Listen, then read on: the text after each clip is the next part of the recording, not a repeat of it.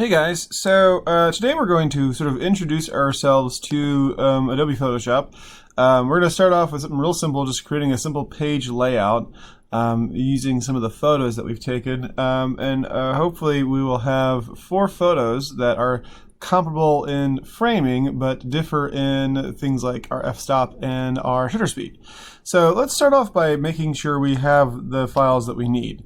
So in case you are not sure where your files are, in case you do not know, for instance, like in your pictures, where the files that you've made are at, then we can download them from D2L directly. So the way we can do this, if we go to our Dropbox in our D2L folder here, you see our lesson plans, click on the Dropbox.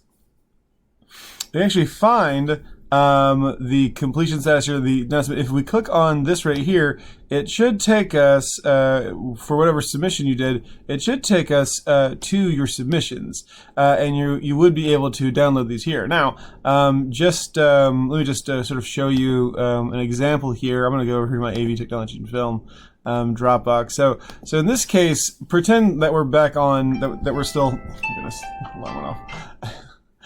Pretend we're still in the graphics design sort of folder here. Once again, I click on my submission with my different files here, and I get my little whatever files I had. Now, whenever I click on these names, this little dialog box pops up that lets me know where I can save it. But essentially, what we're looking for is, you probably will see it just sort of like appear down at the bottom. It'll probably just appear down here.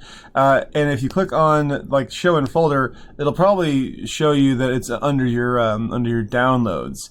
If we want to change this, and this is only in Google Chrome, so if you're not using Google Chrome, I suggest you start using that for these purposes here. So if you're using Edge, then switch out here.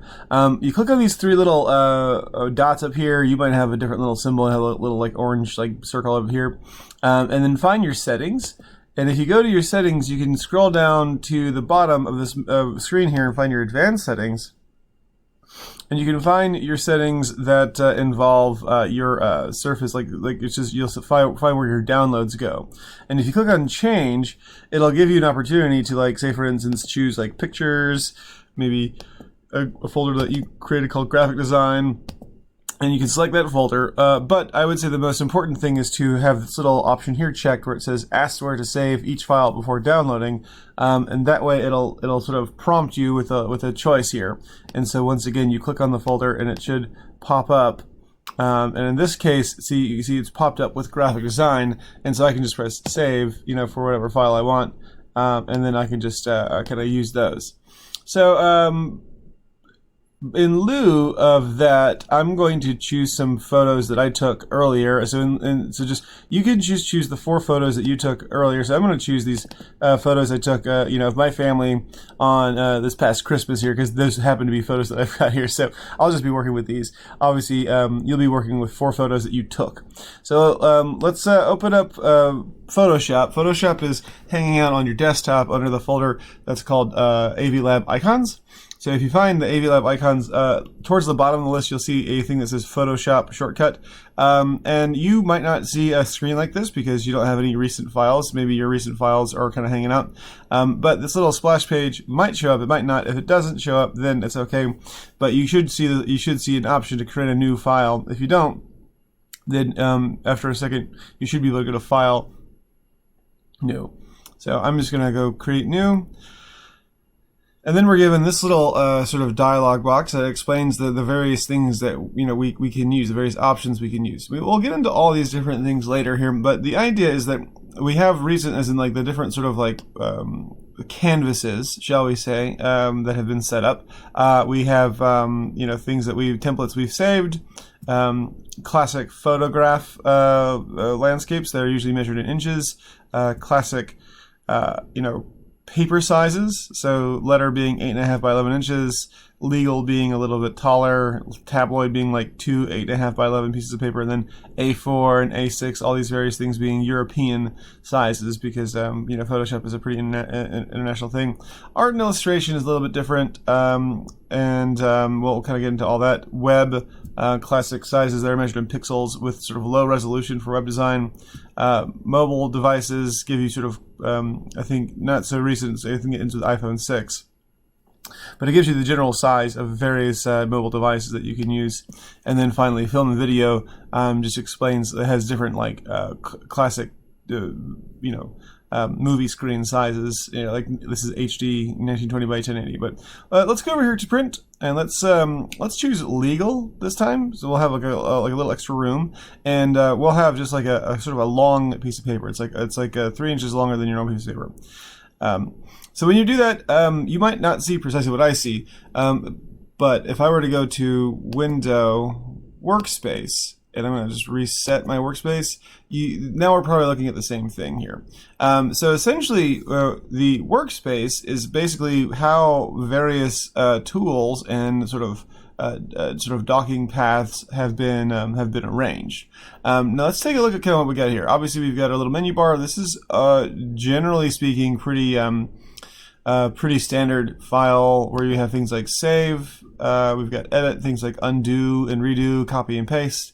Various choices here for your image, which we'll get into later, and then layer, which is sort of an essential part of it. The rest we'll kind of go along as we need them.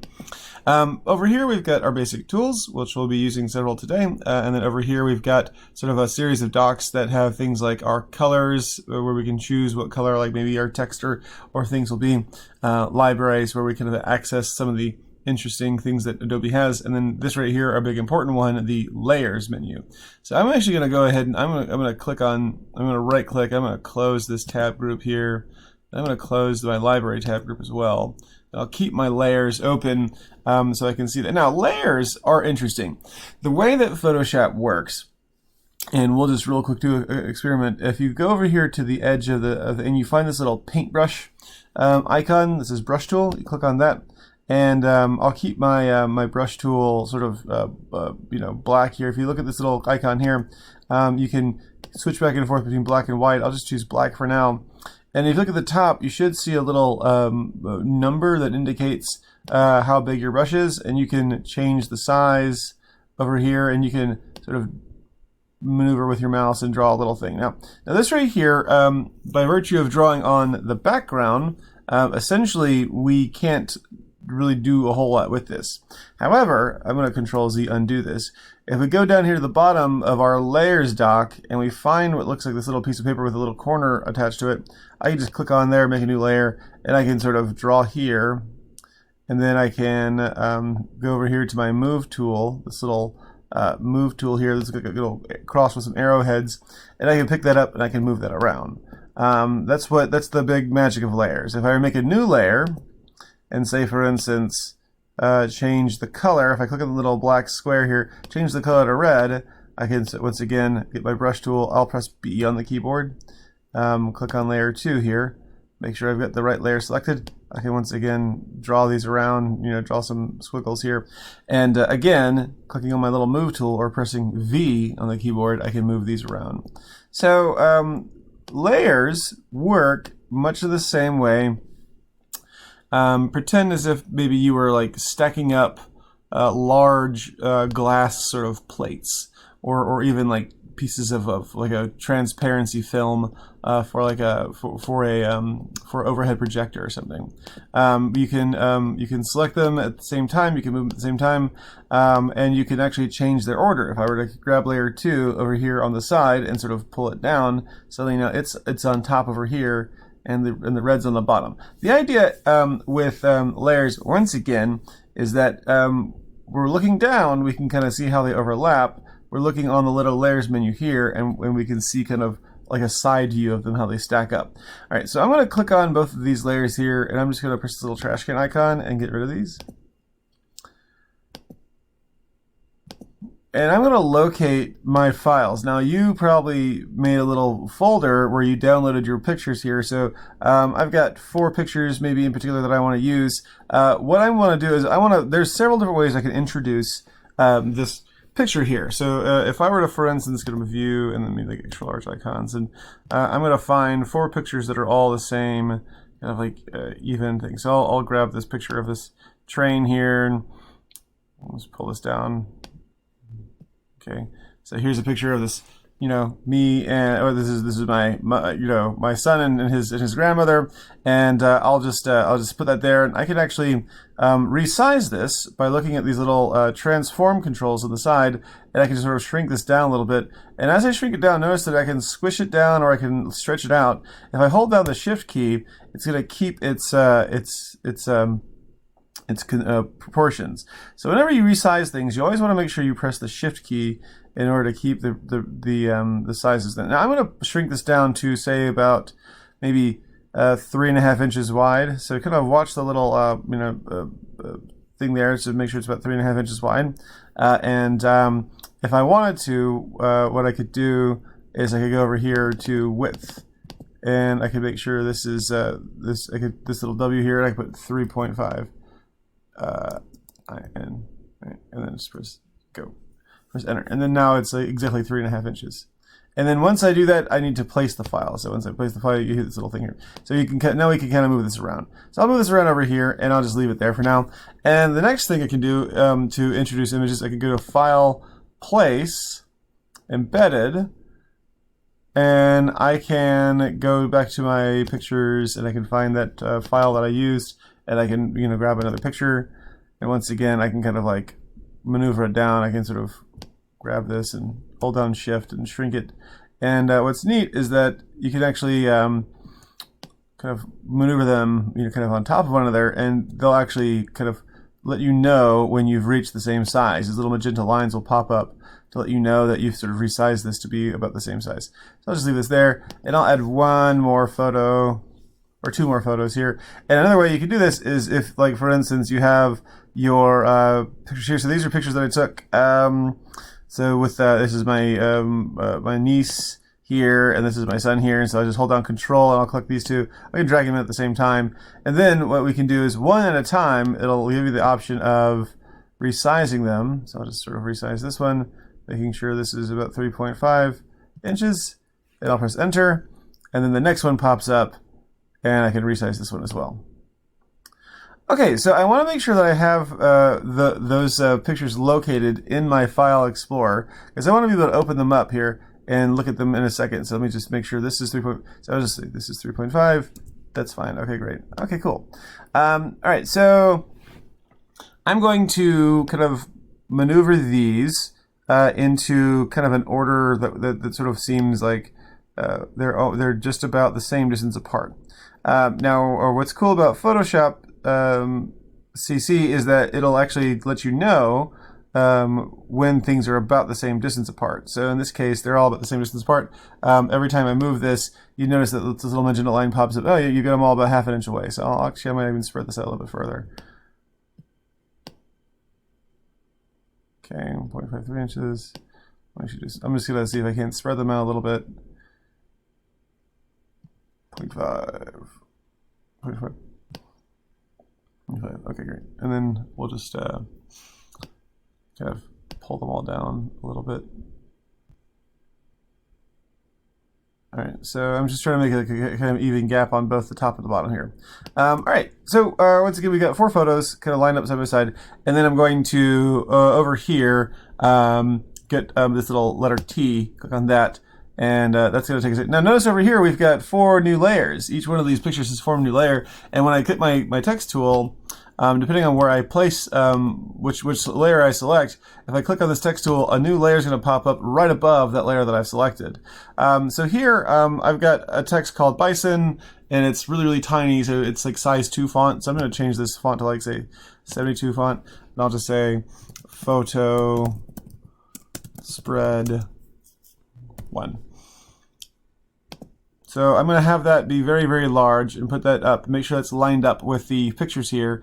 And then I'm going to take my text tool again, and click again, and I'm going to put a name, Mr. I'm going to actually make this a good deal smaller. I'll make this like 36.5, Mr. Lobello. Now, I chose this font here. You choose whatever font you want.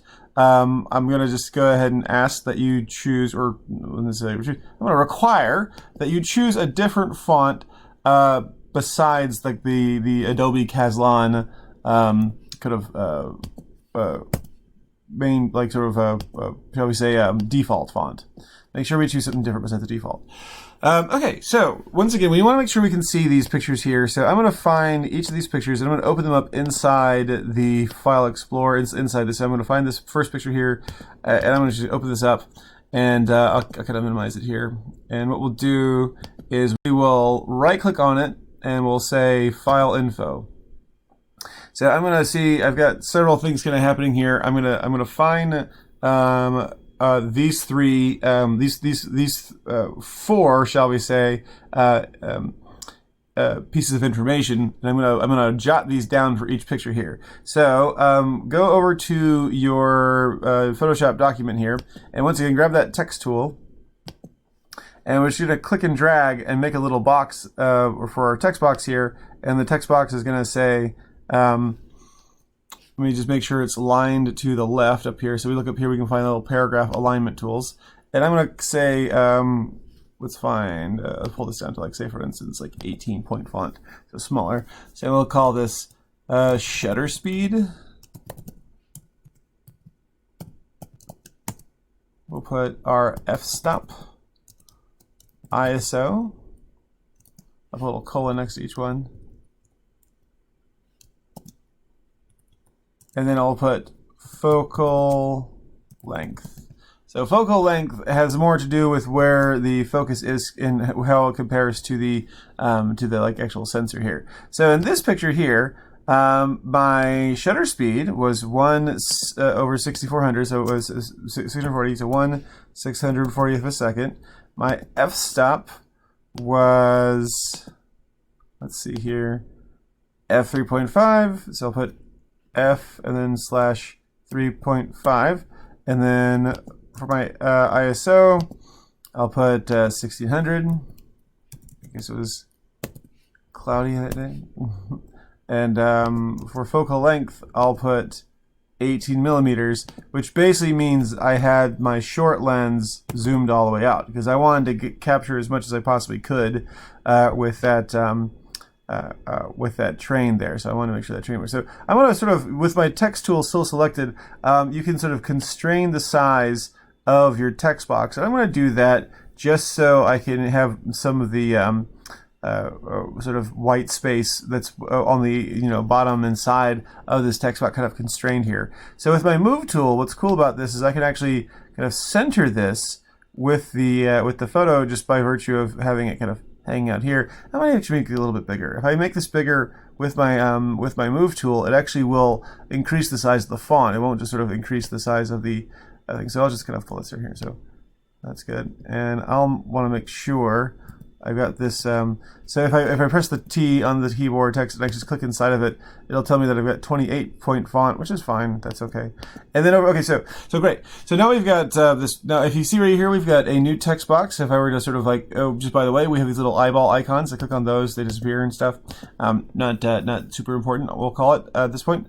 And with my move tool selected, I'm going to see if I can hold down the Alt key. When I hold down the Alt key, you notice that the cursor changes from one little black cursor to a black cursor and a white cursor hovered over on top of each other. If I hold that down, and then I just hold down the Alt key and I start dragging, it'll duplicate it. Now, if at any point I let go of it and I pick it up again, it'll do that again. It'll pull that down. And if I, every time I let go of the mouse, so if, for instance, I keep, then you can gather together several of these things. So if I want to undo what I did, I have to press Control Z, and then if I want to keep undoing, I have to hold down Control Alt Z, Control Alt Z. Right. So now we get this. All right. So let me see if I can't center this to this picture here. This little magenta line will appear when you find the center line. Right. Okay, great. Okay, so let's see if we can't find the info for the others, and then you do the same. So I'll just click through these until I find this photo here. Let's back this up. I want to say, okay, you just go to the File Explorer. Oh, there it is. All right, so f320, f3.5, 18 millimeter, 1600. Right. So let's try that one more time. So I'll just 320, I want to say, and then yeah. So I think the only thing that changed was the shutter speed for this one. Everything else is the same. Oops. So I accidentally created a new text box, and until I sort of say that I don't want it, or I finish defining it, it's not going to let me do anything else. So keep that in mind. So 320. So I'll just change the shutter speed. Now, obviously, for you guys, these two, let's say that these two will be like the same pictures with different f-stop values, and then these two will be different pictures, same pictures with two different shutter speeds. So I'm just gonna put those in. So let's find this one. File info. All right, so same deal, 1/200th, f5.6, and then 55. So this is zoomed all the way in on my short lens. So let's look here, 1/200th. So Control Enter will also sort of pull your so f5.6, 5.5, I think it was 5.5, 5.6.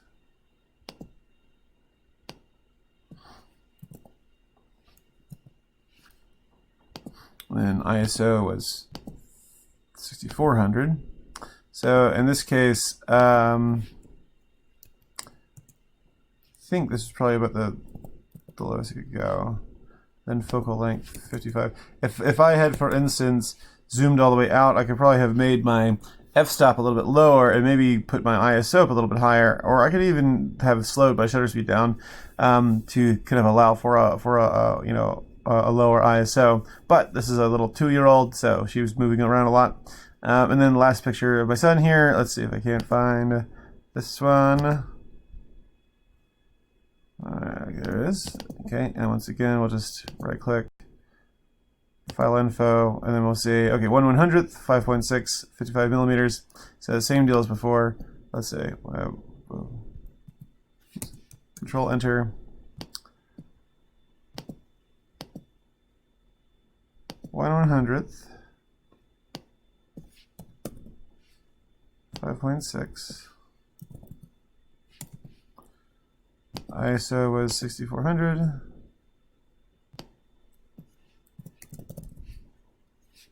And then focal length 55 millimeters. Okay, great.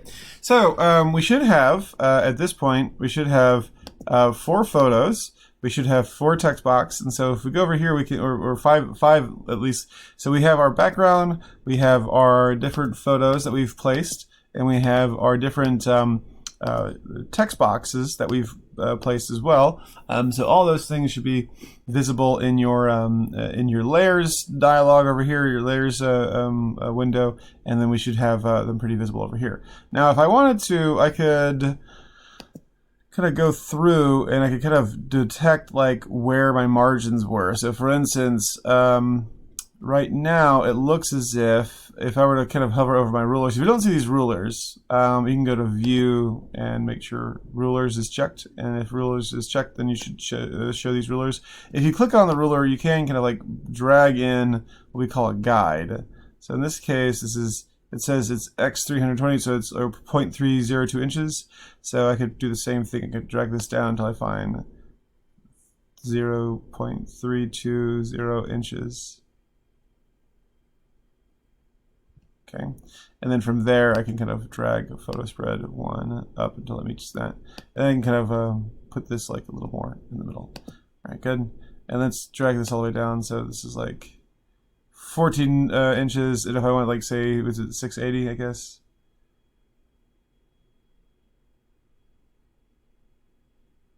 There you go. And then I can kind of drag these two down to meet this. And then I can kind of drag these two down to kind of be a little closer together. 5.3, 5.3. Okay, cool. All right, good. Great. All right, so we'll just leave it there, and we'll kind of like have this be our first little sort of page layout of our things. So just keep in mind, we want a couple things to be happening. We want our title to be bigger, so if you know, to be bigger than everything else. So if I make this bigger, you know, that just lets us know that this title is the title. The subtitle, telling you who did it, who took the pictures. Probably the byline might be the next most important thing. It's letting us know who did all this. And then of course these right here, all the details, and we want to make sure these are all the same size and the same font. Now you could probably change the font up here, but you know, it's not really necessary, I would say. I'll put this on here, and yeah, okay, good. All right, great. Okay, you know, so once again, we just want to be a little deliberate with the placing of our text here. So this is the first little foray into Photoshop. Before we do anything else, let's go ahead and save this file. Save. And then what we'll do is we'll, you know, save this over here to our pictures and to our graphic design folder that we had before. In this case, pictures, find our graphic design folder. Do we have one? Yeah, here we go, graphic design.